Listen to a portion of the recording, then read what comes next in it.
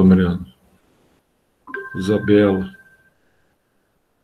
Por isso que eles estão enterrados desse jeito aí. Mas tem geografia também, né? Tem as duas de geografia e as duas de química, né? Pelo que eu vi lá.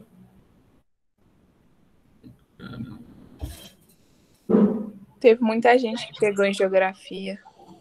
João Vinícius. Não é tanto que o Cobrinha. João Vinícius. Deve ser que o João Vinícius. Misericórdia. Vou esperar um pouquinho, então, porque se ficar só as duas aqui, a prova foi inteira aberta, Zé. É a cara do João. Esquenta a cabeça, não, assim mesmo. O João, ele não alivia mesmo, não. Ele gosta de questões do Enem também, viu? Questões de interpretação, etc. Tal. O João é fera. Ninguém esperava a prova aberta, hein? Quando é assim, extremamente interessante. Deixa eu ver aqui. Nós estamos na Biologia 2, livro 3.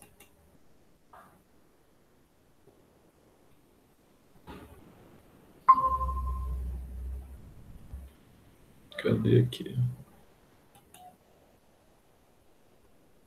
Calma.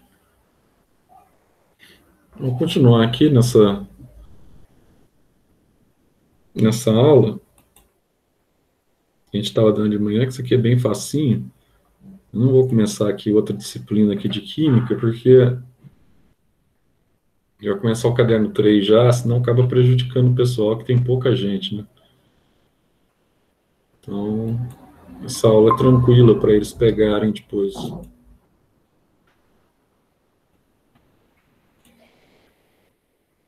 Deixa eu só projetar aí para vocês. Vamos na biologia mesmo. Biologia tranquila.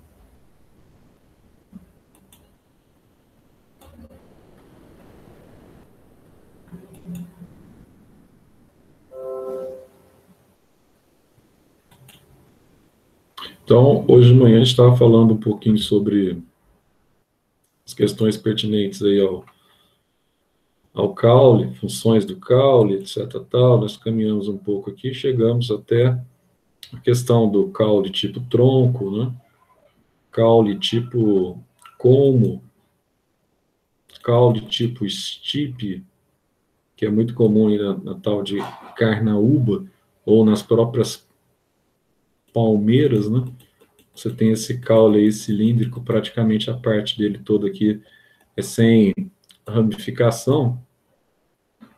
E nós vamos ter também os caules que nós chamamos de caules rastejantes. Aqui eu já falei sobre os tubérculos, não, né? Falei sobre a haste. Acho que foi aqui mesmo que eu parei, né? Aí você vai ter aqui os caules que nós chamamos de caules rastejantes.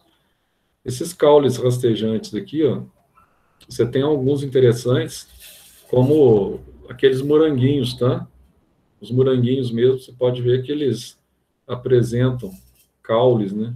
O morangueiro, a planta que dá o morango, ela apresenta esses caules aqui que são formados e ficam sobre o solo, tá? Ele não consegue, muitas vezes, ele não tem sustentação, ele é muito fininho, e ele não tem sustentação para ficar, muitas vezes, em pé. Isso faz com que ele fique rastejando sobre o solo. E esse tipo de caule rastejante aqui, muitas vezes a nomenclatura que nós estabelecemos para eles é estolão ou estolhos, tá? E eles são interessantes porque eles têm grande capacidade de enraizamento. Então eles vão enraizar aqui, vão absorver novas regiões do solo, tá? Para absorver nutrientes, para absorver sais minerais, etc. Tal, sim, tá?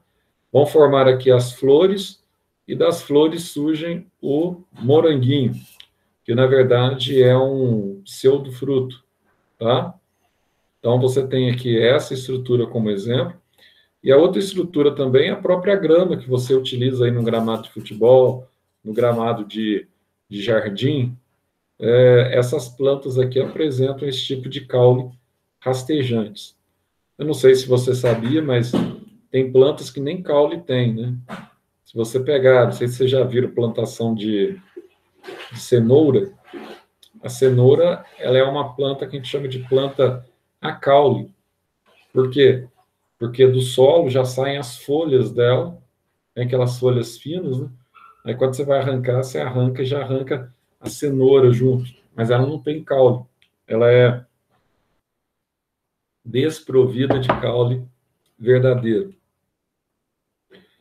Moranguinho, aqui naquela região ali de Pouso Alegre, você acha muito, né? Aqui você tem os caules, que nós chamamos de caules trepadores, que eu até mencionei alguns que utilizam a questão do quimiotropismo e tigmotropismo na aula hoje de manhã.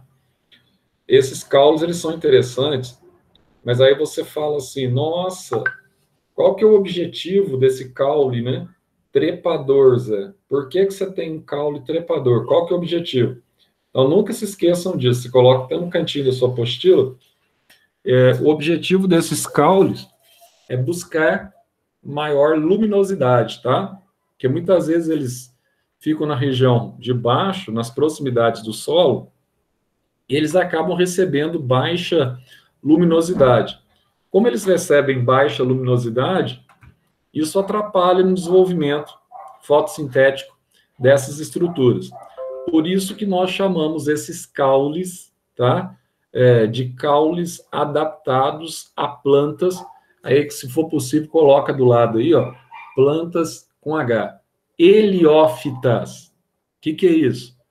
Plantas que se desenvolvem em sol pleno, heliófitas, tá? Então, elas necessitam do pleno sol para o seu desenvolvimento. Nossa, que legal! Então, elas precisam, então, de sol pleno para o seu desenvolvimento? Precisam. Então, olha só, é uma situação bastante legal, e aí você vai ter, então, esse tipo de caule. Onde que eu acho esse tipo de caule? Os nomes mais comuns são esses caules aqui, sarmentosos ou escandescentes, que eles apresentam uma estrutura para fixação, que é uma extensão do caule. Essa estrutura que você está vendo aqui, ó, que nós chamamos de gavinhas. Ah, essas gavinhas, para que elas servem? Elas servem exatamente para estabelecer aqui, ó, o enrolamento, tá, dessas estruturas numa haste ou numa outra planta, para que ocorra o crescimento e para que ela tenha condição de buscar mais luminosidade. É muito comum quando você tem plantações de videiras ou até mesmo plantações de parreiras, os parreirais, né? Você tem, então, aqueles arames que o pessoal coloca para que você vai tendo enrolamento e ela vai ficando em situação mais alta. E eu não sei se vocês já viram, na cidade natal, cidade onde eu nasci, ela é muito rica em parreira. Ali perto de Poste Caldas, então, perto de Caldas. Caldas, por si só, já é uma cidade que, na serra ali, né, ela favorece muito o cultivo desse tipo de fruta, desse tipo de planta, das videiras, das parreiras, porque ela necessita mais de um clima mais frio, que é interessante, né, para a produção. Mas é muito bonito quando você vai nesses locais onde eles fabricam vinho, fabricam suco de uva, você vê esses parreirais, é belíssimo. São plantas que... É igual, não sei se vocês conhecem, plantações de maçã, quando você tem aquelas macieiras, aquelas maçãs grandes, bonitas, vermelhas, etc. Tal, é uma imagem maravilhosa, maravilhosa de se ver. Mas, assim, isso tem muito valor comercial, né? Porque grandes vinhos, eles precisam de grandes uvas. Ah, é verdade, Zé. Então depende muito da qualidade da uva. E depende da capacidade dessa uva acumular também aqui o que nós chamamos de Blix, ou seja, concentração de açúcar. Processo de adoçamento. Uva azeda não é legal para se fazer vinho, tá? Então, esse tipo de caule trepador, você tem, né, a formação de estruturas adventícias, ou gavinhas, ou próprias raízes aéreas, tá? Como essa planta venenosa aqui, que a gente chama de era, uma planta narcótica, inclusive, era venenosa, pode matar. Você tem aqui esses caules no chuchu. O chuchu, se ele pegar uma cerca, por exemplo, ele infesta aquela cerca, tá? Você tem aqui a planta da abóbora, que produz abóbora também. Você tem aqui algumas plantas conhecidas como hipomeias, que são plantas do próprio maracujá, que são plantas trepadeiras, tá? Que apresentam esse tipo de caule trepador, que é sarmentoso ou escandentes. Ah, Zé, escandentes ou sarmentoso, exatamente. Ah, então isso aqui é algo que ocorre bastante no nosso cotidiano, né? Sim, todo mundo conhece e, de certa forma, acaba servindo de alimentação para a gente. É que, na verdade, acho que eu tinha comentado aqui. Aqui você tem os caules volúveis, que é aquela condição. Isso aqui eu já tinha falado para vocês de manhã, né? Você tem os caules aqui que a gente chama de caule dextrors e sinostrors. Qual que é a diferença? Quando ele se curva para a direita é dextrors e quando ele se curva para a esquerda é sinostrors, tá? É aqui que eu mencionei para vocês que nós tínhamos aqui aquela situação legal que nós chamamos de tigmotropismo. À medida que você vai tendo contato, você tem uma distribuição assimétrica de AIA, de auxina, de ácido indol acético, aí você vai tendo aqui, então, o giro para a direita ou para a esquerda da planta, tá? E aqui você vai ter aqui, ó, os caules que nós chamamos de caules subterrâneos. Então, nesses caules subterrâneos, nós temos aqui algumas espécies que se desenvolvem debaixo da terra. Quem são essas espécies? Pode ser através do rizoma, pode ser através do tubérculo, ou pode ser através do bulbo. Rizoma é característica aqui de samambaia, de bananeira. Tubérculo, característica da batatinha inglesa, batata amarela, que vocês gostam tanto, e de batata frita. E você tem aqui o bulbo, que é a questão que a gente vai ver aqui da cebola do alho, tá?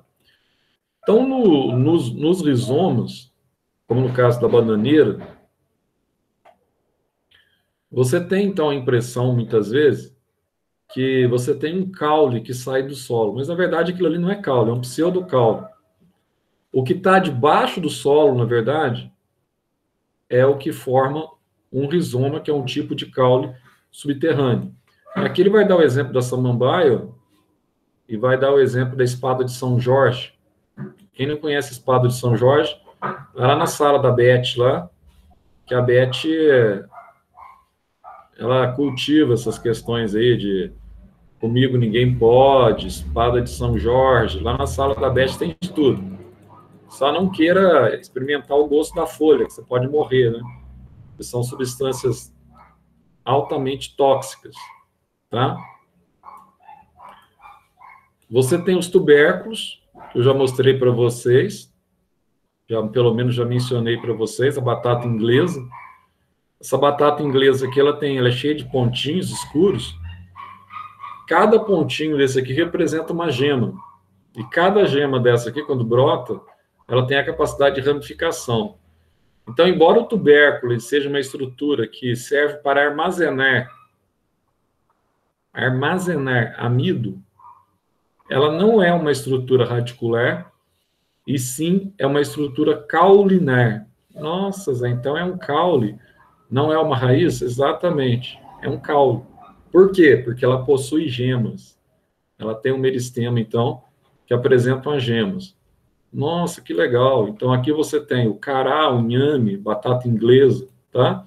Todos eles são estruturas que apresentam os tubérculos. E aqui, ó, os bulbos, né?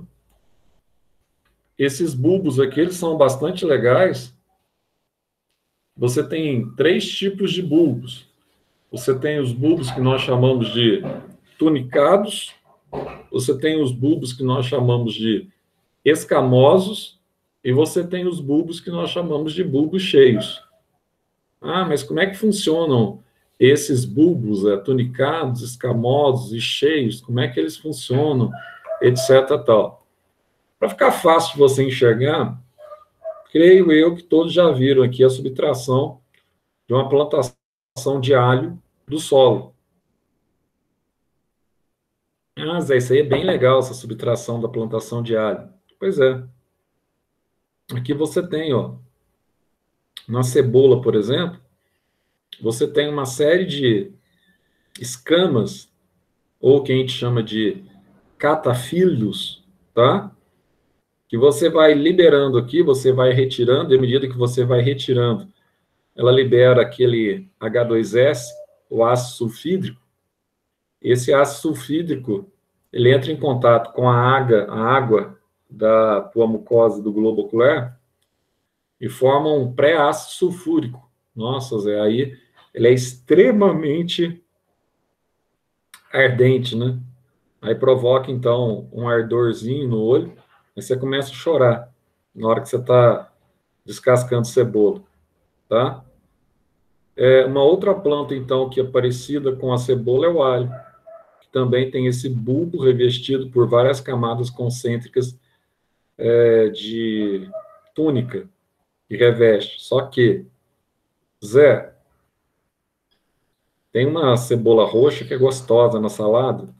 Por que que ela é gostosa? Porque ela não é tão ardida como as demais cebolas, como cebola branca, por exemplo, etc. tal. Essa cebola é legal, aquela cebola roxa.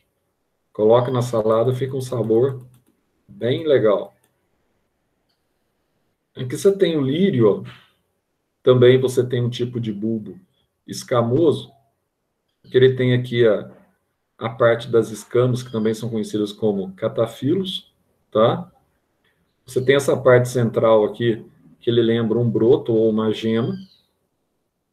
E aqui você tem a formação aqui, que ela não é contínua, tá vendo?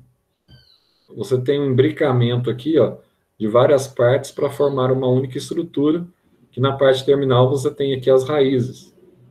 Nossa, que legal, aí você tem as raízes. Sim, tem as raízes. Tá aqui, ó. Ah, então isso aqui, Zé, é o famoso lírio. É, o lírio do campo, por exemplo. E aqui você tem uma planta que o pessoal gosta muito aí, né, de utilizar como planta medicinal, que é o açafrão. Zé, como é que funciona aqui? Aqui eu tenho um bulbo cheio, que a gente chama, tá? E aqui em cima eu tenho um bulbo escamoso e aqui eu tenho um bulbo em túnica, bulbo tunicado. Nesse bulbo cheio aqui, ó, você tem essas estruturas radiculares. O caule, na verdade, é essa região meio laranja aqui no centro. Na parte apical, você tem aqui um botão vegetativo que funciona como se fosse uma gema, também comandada pelo AIA, pelo ácido indol acético. Fala, nossa, então tem muita coisa aqui que é legal. É legal, mas ele estende muito aqui em situações que também são repetitivas. Aí você pergunta assim, Zé, tem alguns caules que são aquáticos que dão sustentação às plantas? Claro que sim. E não poderia ser diferente, né? Porque tendo em vista que a vida ela surgiu no mar, se a vida surgiu no mar, é comum você ter caules na água, pelo menos em regiões mais não tão profundas. Hum. Ah, mas esses caules são verdes? São verdes. Eles têm capacidade de realizar fotossíntese? Perfeitamente. Apresentam a capacidade de realização do processo fotossintético, sem o menor constrangimento. Ah, aqui você pode ter a Vitória régia, você pode ter aqui aquela planta que é uma praga em açude, que ela tampa o açude, que é o aguapé, tampam também represas. Tem essa planta aqui que vocês não vão conhecer, que é menos conhecida, que é a nenufar. Todas elas têm aquela característica por apresentarem aerênquimas ou parênquimas aeríferos, elas armazenam muito ar. no interior das suas câmeras com células, tá? Ao armazenar muito ar, elas conseguem flutuar sobre as águas. Então, os caules aquáticos são situações, digamos assim, são situações corriqueiras, né, Zé? São. Agora, algumas modificações caulinares, algumas modificações em que os caules, eles podem ser submetidos, nós sabemos que sim. Dentre essas modificações caulinares, nós podemos destacar aqui a questão dos espinhos. Então, eu gostaria de citar duas situações para vocês. Na época que eu dei essa aula, que foi aula remota mesmo, ainda esse ano, eu citei os anexos epidérmicos para vocês, e citei um anexo epidérmico extremamente importante, vocês vão lembrar, esse anexo era o acúlio. Aí eu tive a oportunidade de falar para vocês sobre o acúlio, tá? Zé, tem diferença do acúlio em relação aos espinhos? Tem. Qual que é a diferença dos acúlios e dos espinhos, fundamentalmente? Qual que é a principal diferença quando eu comparo um acúlio com um espinho? Muito simples. O acúlio, normalmente, ele é desprovido de tecido de sustentação. Ele não tem tecido de sustentação. Então, por exemplo, roseira, aquela parte pontiaguda da roseira, que lembra espinho, aquilo não é espinho. Aquilo nós chamamos de acúlio. Nada a ver com espinho. Ah, verdade, Zé, nada a ver com espinho. Aquilo é acúlio. Ah, que legal. Então, deixa eu entender. Se aquilo é um acúlio, qual que é a diferença para o espinho? Se o acúlio ele não tem tecido de sustentação, você quebra, então, com facilidade. Você vai lá nessa parte verde da roseira, tenta quebrar para você ver. Facinho de quebrar, tá? Agora, quando você tem tecido de sustentação no local, aí você tem, de fato, uma transformação do caule em espinho. Para que serve esse espinho? Esse espinho ele serve, muitas vezes, para proteger determinadas estruturas da planta, tá? E esse espinho aí, o negócio pega feio mesmo. Aí ele entra na tua pele, machuca. Quem trabalha com colheita de laranja, arrebenta muitas vezes a mão, chega com a mão todo sangrando em casa, tá? Porque na hora que você vai puxar a laranja, você tem ali vários espinhos presentes naquela região e acaba ferindo a tua mão, acaba ferindo, tá? O local onde você está usando ali para puxar o fruto. Então, não confunda acúlio com espinhos. Os acúlios não têm tecido de proteção, eles apresentam uma estrutura, tá? Menos enrijecida, não tem aquela estrutura tão pontiaguda quanto os espinhos, tá? E eles são facilmente quebrados. Então tá aqui, ó. Só para você enxergar aqui, ó, parece um tubarãozinho, né? Os acúlios, se você forçar ele aqui, facilmente ele é quebrado. Agora aqui você já tem o espinho, o famoso espinho da laranjeira. Isso aqui é coisa do dia a dia, coisa do cotidiano, coisa que vocês veem aí no cotidiano. Agora, o que dizer de algumas adaptações caulinares para plantas de deserto? Primeira adaptação legal que a gente vai ver aqui, ó, esse caule modificado, que nós chamamos aqui de cladódio. Para que eles servem, Zé? Bom, eles realizam fotossíntese? Sim, realizam fotossíntese. Acontece que muitas vezes o pessoal ele confunde parte do caule achando que é uma parte relacionada aqui às folhas. Na verdade, não são folhas, tá? Eles têm como principal objetivo possuir um tecido que a gente chama de tecido esponjoso, que é a hipoderme, no caso da planta, o parênquima aquífero, E para que serve essa hipoderme e esse parênquima aquífero? Serve para armazenar água, tá? Então, são encontrados em plantas de clima seco, que, com o passar do tempo, elas vão sendo modificadas em espinhos, diminuindo a taxa de transpiração. Então, está aqui, ó,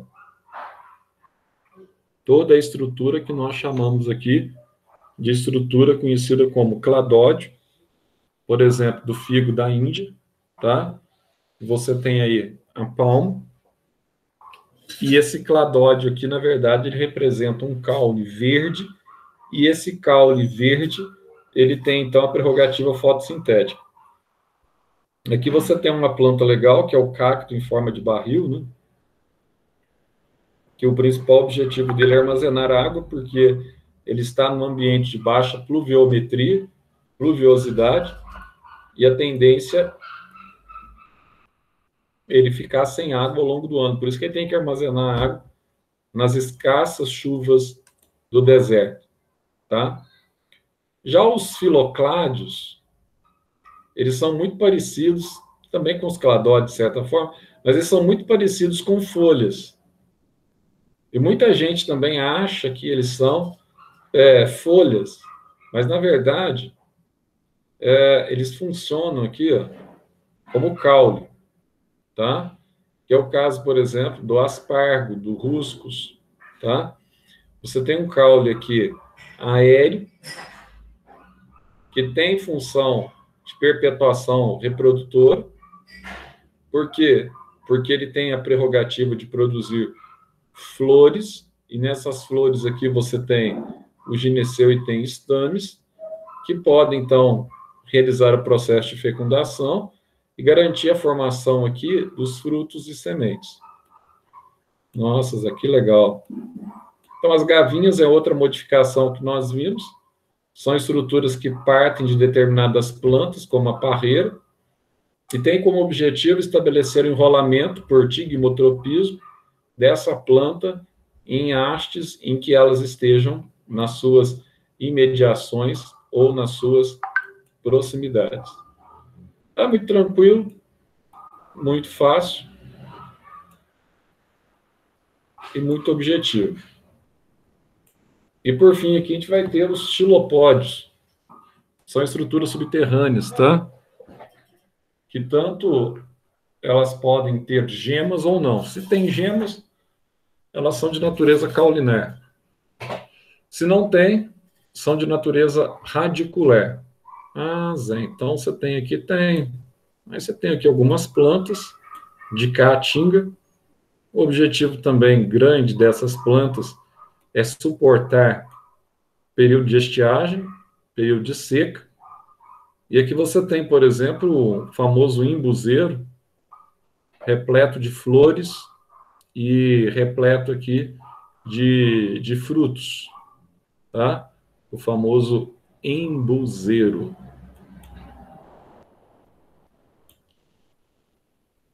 E aqui nós vamos ter alguns exercíciozinhos aqui para a gente fazer. Vamos ver.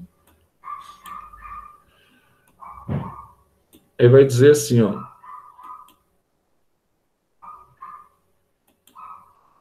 As plantas vasculares colonizaram a paisagem terrestre durante o período devoniano inferior a cerca de 410 e 387 milhões de anos. A ocupação do grande número de hábitats demandou uma grande variedade de formas e adaptações nas plantas. Com base na morfologia dos diferentes tipos de caules, assinale a alternativa que contém caules adaptados à reprodução e assexuada, a reprodução assexuada e a fotossíntese, respectivamente. Então, vamos lá. Com base na morfologia, assinale a alternativa que contém caules adaptados à reprodução assexuada. Pode ser o do moranguinho, por exemplo, que é o estolão, né? que é um caule rastejante. E caule verde, adaptado à fotossíntese. Pode ser o cladode, por exemplo, que é um caule verde que muitos, assim como o filocládio, muitos acabam confundindo com folhas. Então, marcaria aqui letra E, tá? Estolão e cladode. Aí na letra I. Aí você tem o número 2. No número 2,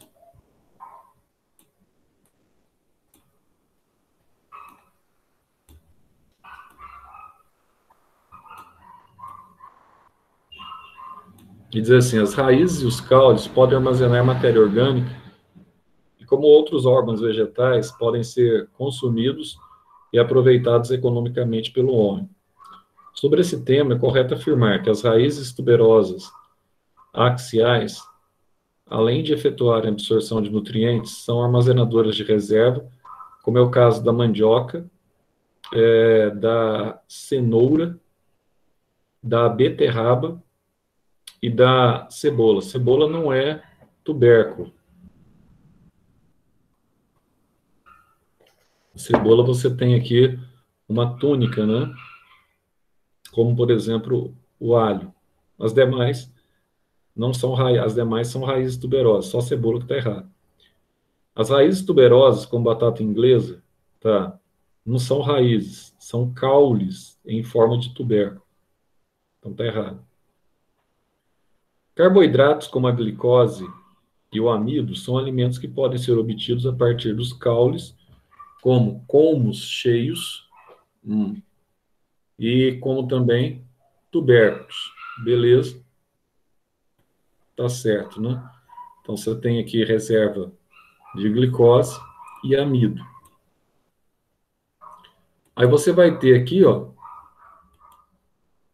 observe os caules a seguir, indicados pelas setas nas figuras A, B, C e D. Os caules são denominados respectivamente. Então, vamos lá, vamos analisar aqui cada figura indicada pela seta. Aqui você tem um bambu, né? Então é tipo colmo. E aqui a parte interna dele é oco. Bambus é tipo colmo? Sim, tipo colmo. Aí você tem aqui, ó, uma planta que lembra aqui o sistema radicular ou de uma gramínea, tá? Não, não é gramínea isso aqui, não. Isso aqui é tipo raiz de samambaia, né? Raiz aérea. Então, isso aqui é rizoma, tipo raiz de samambaia, tá? Aqui você tem um tubérculo da batata, que é uma extensão do caule. E aqui você tem um caule, aquele dextrorso e sinestrorso, que é o caule trepador do tipo volúvel. Ele está subindo aqui por tigmotropismo, tá? Então pode ser volúvel, por exemplo. Eu marcaria aqui letra B de bola. Aí você tem uma questão da PUC, e nessa questão da PUC aí, a questão 4, o que nós vamos ter aí? Diz assim: caules e folhas podem sofrer modificações para a realização de diferentes funções na planta. Considerando a videira Vitis sp, as estruturas utilizadas como suporte, tá, vamos lá, então, da videira, né? As estruturas utilizadas como suporte são as gavinhas, que realizam, então, essa questão que ela vai trepar, né? Estruturas utilizadas como suporte são os caules modificados em gavinhas. É isso mesmo. Então, você tem os caules trepadores modificados em gavinhas. Letra B de bola também, bastante fácil. E aqui ele vai dizer assim, ó, a maniçoba, espécie nativa na caatinga e da qual se extrai látex que é a matéria-prima aí para mandioca, é um exemplo de planta que apresenta uma estrutura tuberosa e subterrânea. Essa estrutura armazena água e substâncias de reserva para que a planta possa se adaptar bem a um ambiente com restrição de água. Essa modificação especial, conhecida como armazena água, então nós vamos ter aqui, ó, xilopode, tá? Que é a que tem maior característica aqui, nesse caso, de armazenar água, está presente na caatinga, e você tem aqui a extração do látex a partir dela. Então, letra D aqui, ó, xilopode. Então é facinho, né, Zé? É bem fácil, bem bobinho, bem tranquilo. Coloca para mim o nome de vocês aí no chat, por favor. Coloca presente aí, aliás, né? Nome não, presente, né?